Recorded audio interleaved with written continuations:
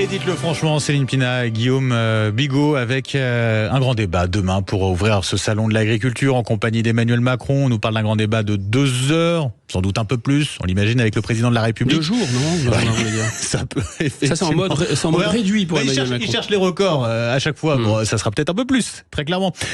Donc, salon de l'agriculture, grand débat et premier couac avec les soulèvements de la terre qui étaient invités dans un premier temps à ce grand débat. Finalement, rétropédalage de la part de l'Élysée, mais c'est plutôt surprenant en tout cas cette invitation à Guillaume Bigot. J'ai l'impression que le mal est fait, surtout. Le mal est fait. Quelle était l'idée derrière ? Est-ce que c'était l'idée de faire diversion, de créer un problème dans le problème, comme le préconisait Charles Pasqua ? Voilà. Est-ce que C'est c'était machiavélique, ça, ouais. Oh, bon, on ne prête qu'au riche, vous savez bien. Ensuite, est-ce que c'était l'idée aussi de se dire, c'est pas un plus petit que moi, comme je disais tout à l'heure, mais c'est un plus haï que moi, donc comme ça, les agriculteurs, j'apparaîtrais comme quelqu'un de modéré, finalement. Je vais comme ça me recentrer et je vais pouvoir faire la personne qui rétablit le juste milieu, le en même temps.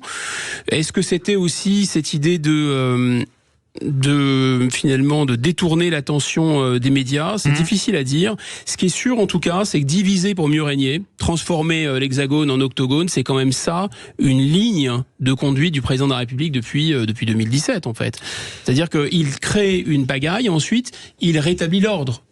Céline Pina, par rapport à cette invitation, avant de revenir en arrière, de faire marche en arrière des soulèvements de la terre pour ce grand débat, vous l'analysez comment ? Alors, si c'était pour ambiancer le salon de l'agriculture, on peut dire que c'est vraiment réussi. En fait, des fois, on se demande si c'est de la bêtise ou du cynisme. Pourquoi ? Parce que le problème de l'invitation faite au soulèvement de la terre, c'est que ceux-ci ne sont pas simplement dans un discours écologiste. Ils ont détruit les outils de travail des agriculteurs. Ils sont allés détruire des exploitations. Ils ont vraiment commis des actes qui sont tout à fait répréhensibles. C'est donc de la provocation que de les mettre dans une situation de crise en face des agriculteurs. Je ne comprends même pas comment l'idée a pu venir à l'esprit du président ou de ses conseillers. Là, j'en suis à un stade de crétinerie qui me sidère absolument.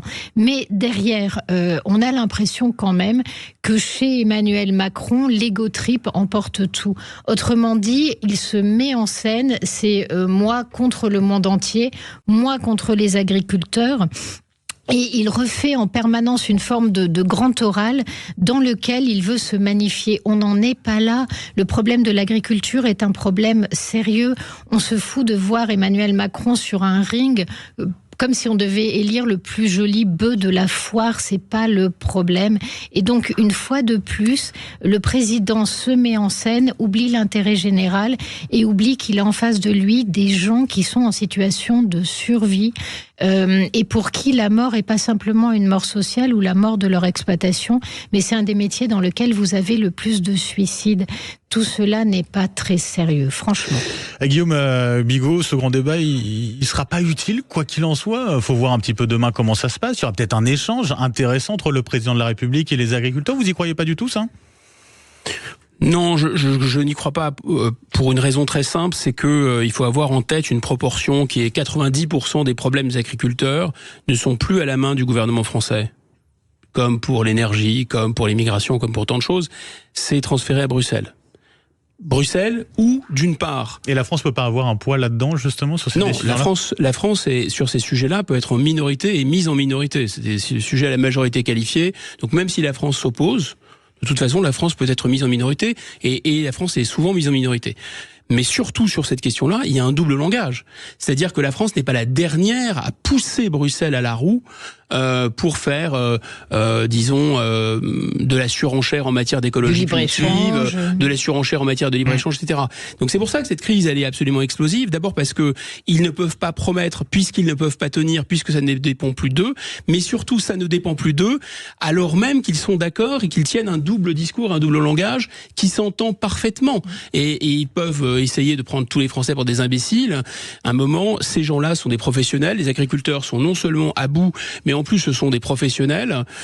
Donc, on leur raconte pas, on leur fait pas à l'envers, si vous voulez. Et ils sont en plus très déterminés. Les agriculteurs, ils ont comme caractéristique d'être des gens qui ont effectivement, qui en ont assez de vivre de mendicité. Ils veulent simplement vivre de leurs propres moyens. Mais cette situation, elle est absolument inique parce qu'ils savent très bien et cette histoire c'est la même dans tous les domaines, ils savent très bien que la France a tout à fait les moyens de se nourrir, de nourrir correctement sa population et même d'exporter de la nourriture. Or, grâce à l'Europe, on dit souvent, oui, mais l'Europe, c'est le bouc émissaire. Non, l'Europe, c'est un problème en tant que tel. C'est un problème artificiel. Bon, il n'y aura pas qu'Emmanuel Macron au salon de l'agriculture. Je vous rassure, il y aura aussi... je vous rassure, on verra ce qu'il en est. En tout cas, la grande distribution. Sud Radio, il sera. Ça, c'est pour le meilleur et le meilleur. C'est mieux, c'est bien évidemment, ça. Dès dimanche matin, avec Vincent Ferniou. Ferniou fait le marché à 10h, midi 13h, il n'y a pas d'âge. Et puis 13h30, 14h, c'est ça, la France.